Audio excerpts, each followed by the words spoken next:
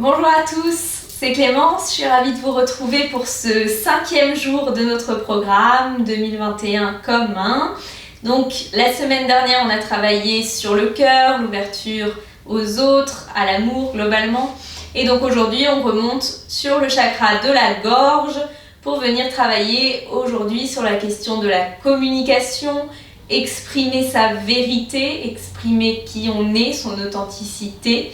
Voilà, donc c'est un peu le thème de la séance.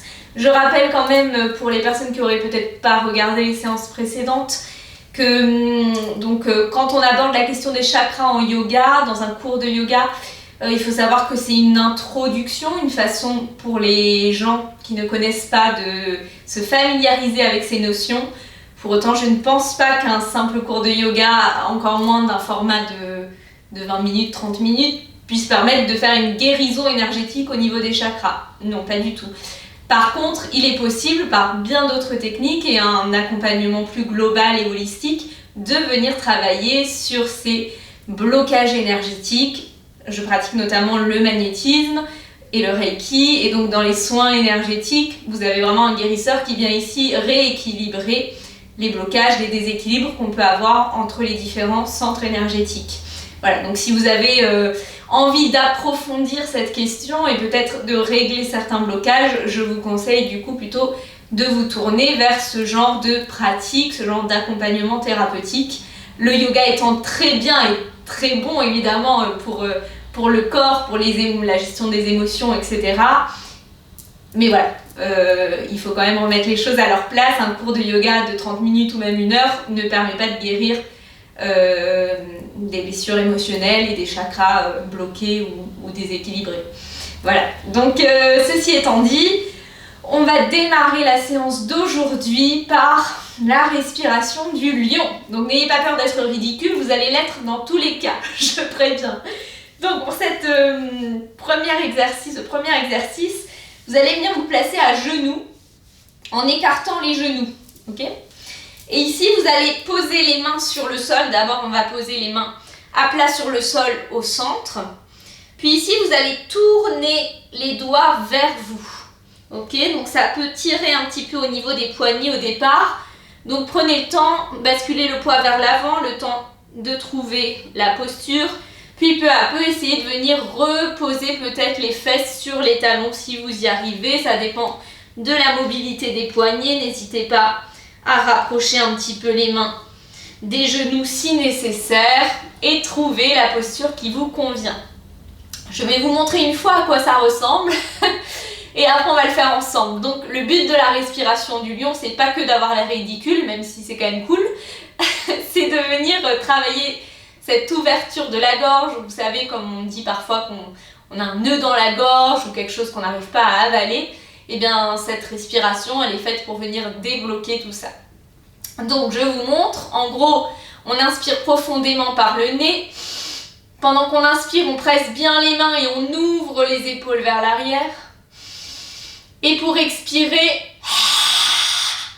vous regardez vers le plafond, enfin vers le centre du front, ce qui va vous donner l'impression de loucher. C'est pas qu'une impression, vous allez loucher. Et tirer la langue en même temps vers le bas. Donc je remonte une fois et après on le fait ensemble. Donc sur l'inspiration, on ferme les yeux, on roule les épaules vers l'arrière.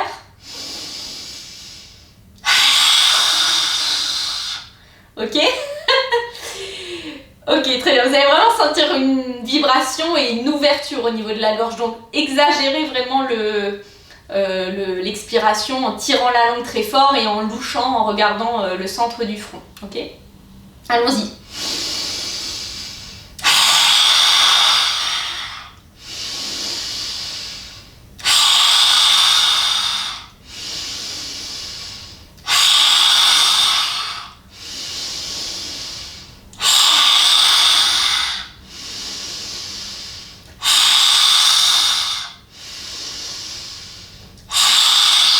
Une dernière.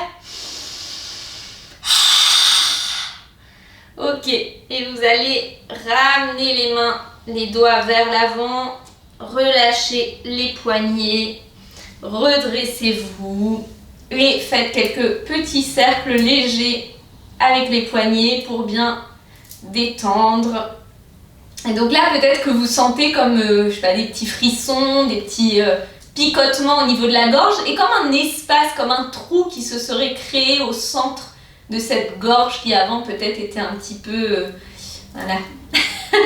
Donc imaginez si vous faites cet exercice de respiration plusieurs fois régulièrement dans la semaine, c'est vraiment quelque chose qui va vous aider à ouvrir et à libérer ce nœud dans la gorge qu'on ressent parfois. Ok, donc maintenant vous pouvez rester à genoux si ça vous convient, ou alors vous asseoir en tailleur, et on va venir travailler ici sur l'étirement de toute la zone du coude et cervicale, évidemment en connexion avec la gorge. Voilà, donc ça c'est une zone, on est souvent très tendu sur la zone des cervicales. Alors c'est évidemment lié à notre rythme, notre façon de travailler, mais aussi ces blocages qu'on peut avoir au niveau du chakra de la gorge qui répercutent sur cette zone des cervicales. Donc ici on va venir l'étirer, donc vous déposez le bout des doigts de chaque côté sur le tapis et laissez l'oreille droite tomber vers l'épaule droite. Donc ici vous devez sentir que ça commence déjà à tirer sur le côté gauche. Si ça suffit, si ça tire déjà beaucoup, vous restez là. Si vous voulez aller plus loin, vous déposez la main droite sur le côté de la tête pour ramener un peu plus de poids. Alors ne tirez pas comme un fou, comme une folle sur la tête, laissez simplement naturellement le poids de la main entraîner un peu plus l'oreille vers l'épaule.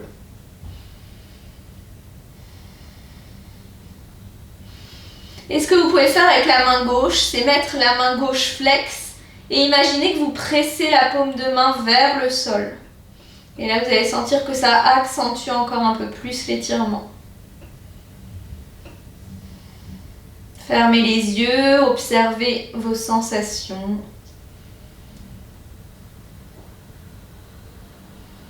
Respirez profondément. Puis relâchez la main droite posée sur la tête et redressez très délicatement la tête. On va faire la même chose de l'autre côté, bout des doigts sur le sol, on relâche l'oreille gauche sur l'épaule gauche. Donc toujours pareil, si ça suffit, vous restez là. Si vous voulez aller plus loin dans l'étirement, on dépose la main gauche sur l'oreille sans exercer de pression. C'est le poids naturellement qui rapproche un peu plus l'oreille de l'épaule. Et pensez, si vous le souhaitez, mettre la main droite flex, paume de main vers le sol et presser la paume de main vers le sol. Vous pouvez sentir qu'un côté est plus raide que l'autre, évidemment, ça arrive.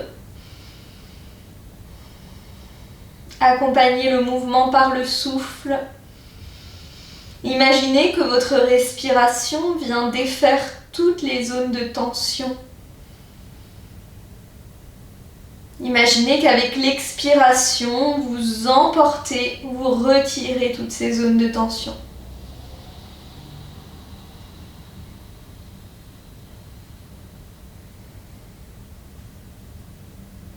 Puis relâchez la main et redressez délicatement la tête. Ici, vous allez venir placer les mains à l'arrière du crâne, rapprochez les coudes du centre, donc resserrez les bras l'un vers l'autre. Et là, vous laissez tomber la tête vers l'avant, le menton vers la poitrine. Et à nouveau, très naturellement, sans tirer la tête, vous laissez le poids des mains et des bras entraîner un peu plus votre menton vers la poitrine et venir étirer les cervicales à l'arrière, jusqu'au trapèze, au centre des omoplates.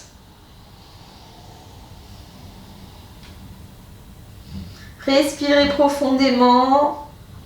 Sentez cet étirement intense des cervicales.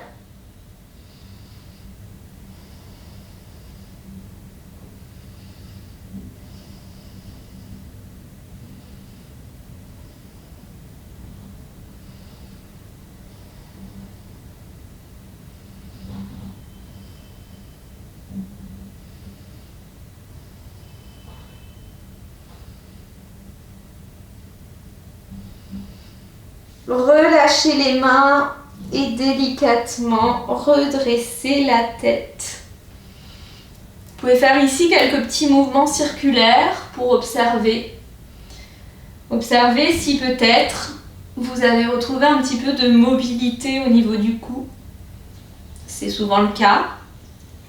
Alors s'il y a un ou plusieurs exercices que je vous conseillerais de faire au quotidien pour éviter d'avoir des douleurs chroniques dans le dos, etc., celui-là en fait partie. C'est vraiment un exercice que je conseille de faire très très souvent, si possible tous les jours, parce que les tensions au niveau cervical, c'est quelque chose qu'on rencontre tous à un moment donné, et certaines personnes quotidiennement. Or, si vous faites cet exercice-là une fois, voire 2 fois dans la journée, je vous garantis qu'au bout de quelques semaines, c'est des douleurs que vous rencontrerez plus ou beaucoup moins, et du coup c'est vraiment utile, quoi. C'est vrai qu'en yoga, finalement, bon, il y a des tonnes de postures, elles ont toutes leur utilité, mais c'est vrai qu'il y en a quelques-unes qui sont beaucoup plus recommandées à faire au quotidien pour vraiment venir travailler sur ces douleurs chroniques, sur tout ce qui concerne les douleurs du dos principalement. Un guerrier 2 ou un grand écart ou un équilibre sur les mains, c'est joli, c'est sympa, ça permet de faire travailler certaines choses, mais c'est pas ça qui va venir vous soulager des douleurs chroniques physiques. Donc voilà, étirement des cervicales, je veux dire c'est tout bête, mais ça fait du bien, quoi. Donc je vous conseille de le faire très souvent, aussi souvent que possible. Ok, donc maintenant on va tranquillement venir se mettre debout. Vous allez écarter les pieds largeur du bassin, je vais me mettre à l'avant de mon tapis. Et ici, vous pouvez plier légèrement les jambes, garder les jambes tendues, vous choisissez. Et on va relâcher complètement le buste vers le sol. Donc, le ventre collé aux cuisses. Si vous n'avez pas le ventre qui touche les cuisses, pensez à plier un petit peu plus les jambes pour vraiment avoir ce contact. Puis relâchez la tête, relâchez les bras. Et venez attraper le coude opposé et relâchez la tête entre les bras. N'hésitez pas à secouer la tête d'un côté et de l'autre pour bien relâcher les cervicales et amener le poids du corps vers l'avant, vers les orteils, vers l'avant des pieds. Vous pouvez balancer de gauche à droite le buste, les bras, pour vraiment détendre le dos, relâcher complètement.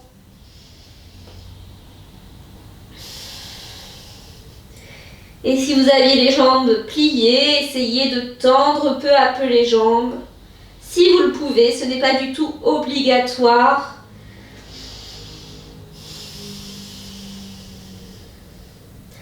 Le but ici, c'est vraiment de sentir cet étirement dans tout le dos, mais aussi à l'arrière des jambes. Donc même si vous gardez les jambes légèrement pliées, vous allez quand même sentir cet étirement.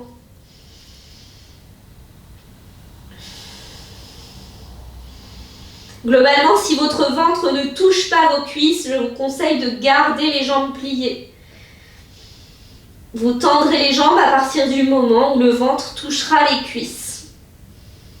Le but, c'est de se faire du bien, pas de faire des postures jolies ou esthétiques. C'est pas du tout le but du yoga, même si parfois on a l'impression. Les dérives d'Instagram.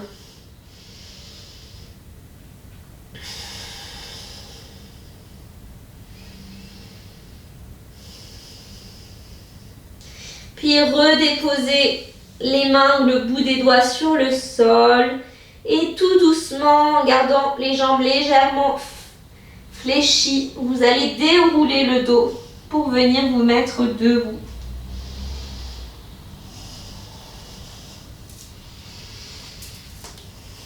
Donc pour la posture suivante, je recule un peu pour que vous me voyez en entier.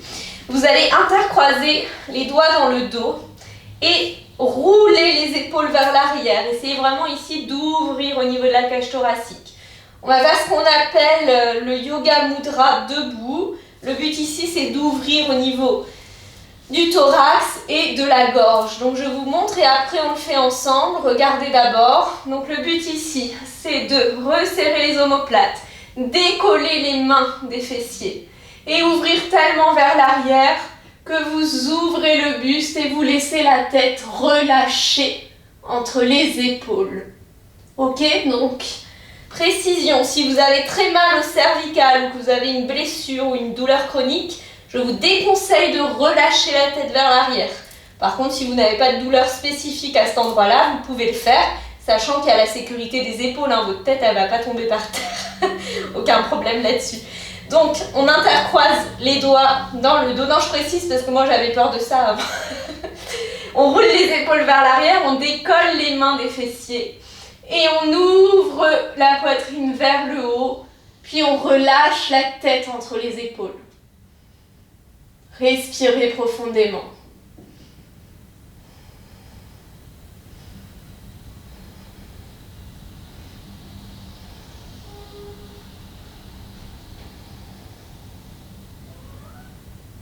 Oui. Et ramenez la tête au centre, relâchez les bras. Et ramenez le regard vers l'avant.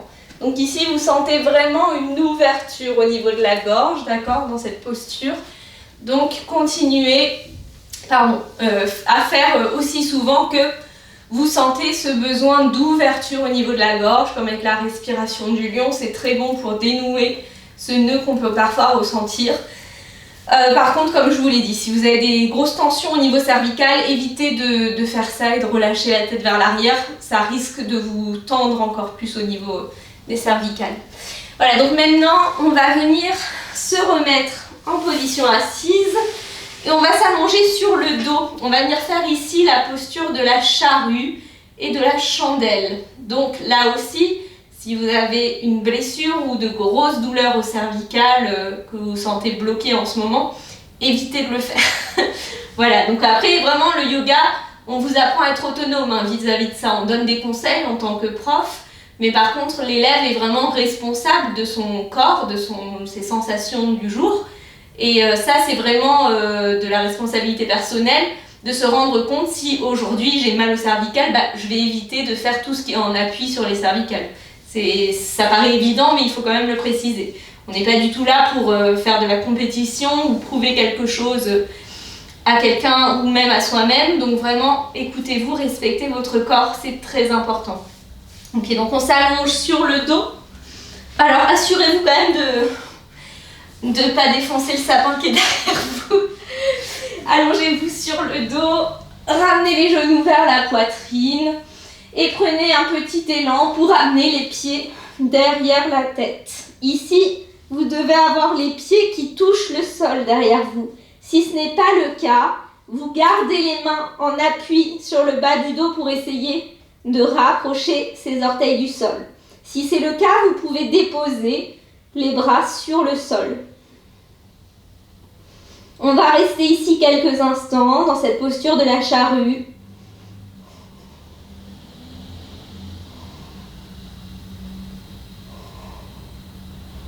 Respirez profondément, ne vous inquiétez pas, même si ici la respiration est un peu plus bloquée de par la posture. Le souffle continue à trouver son chemin, il n'y a pas de problème. Ne stressez pas.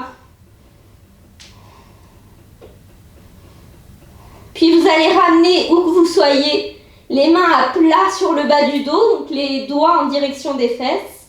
Et vous allez lever la jambe droite vers le plafond. Puis lever la jambe gauche pour venir vous positionner dans la chandelle.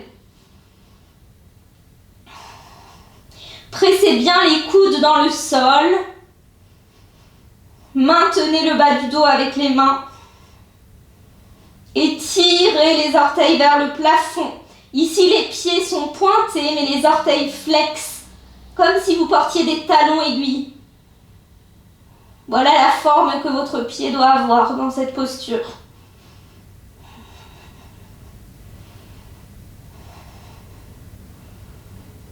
Respirez profondément. Essayez d'allonger les jambes vers le plafond, de grandir vers le haut.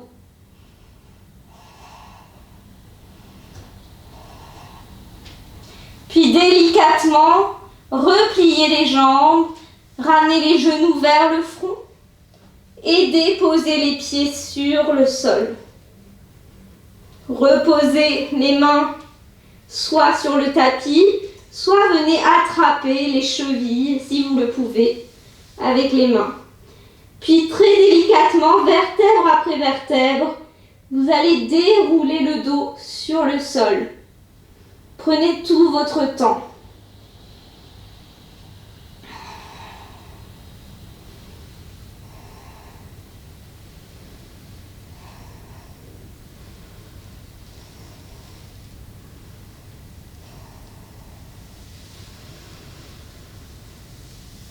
Puis reposez les pieds sur le tapis.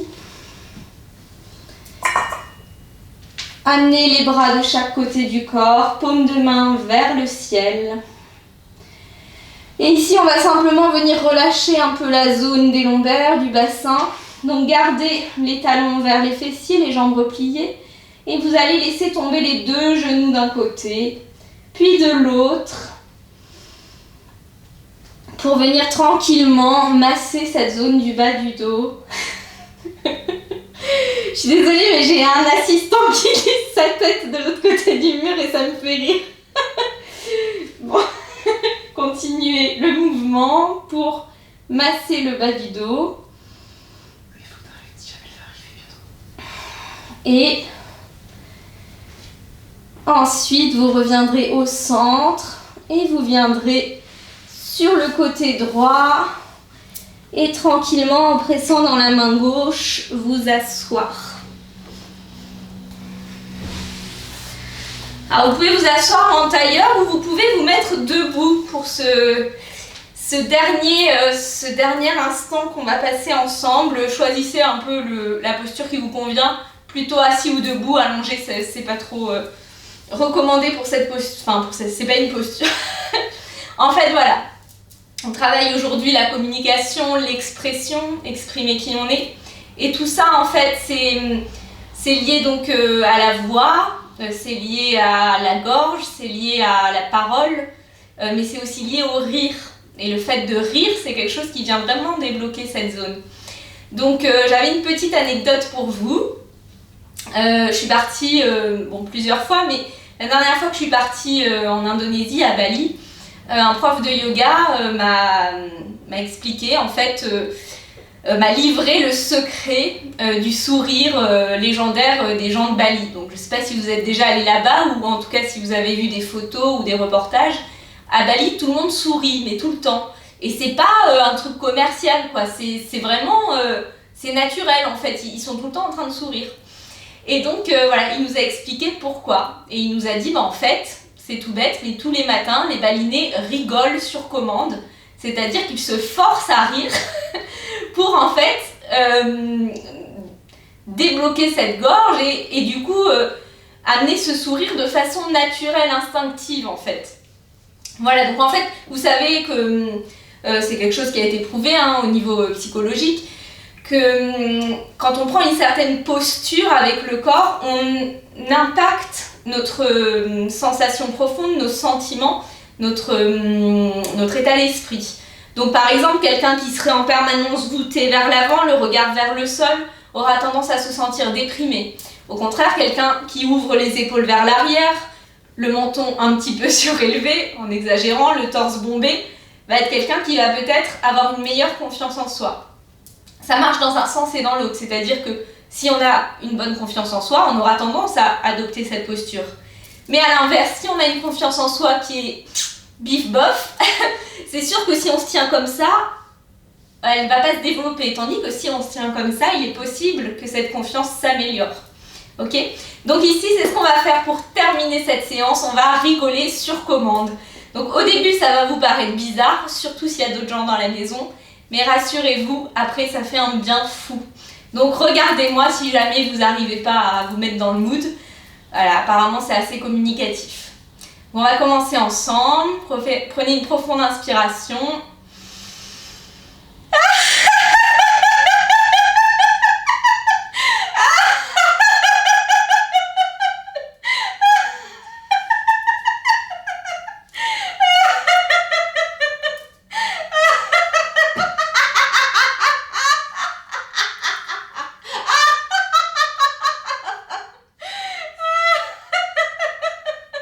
Allez, on continue.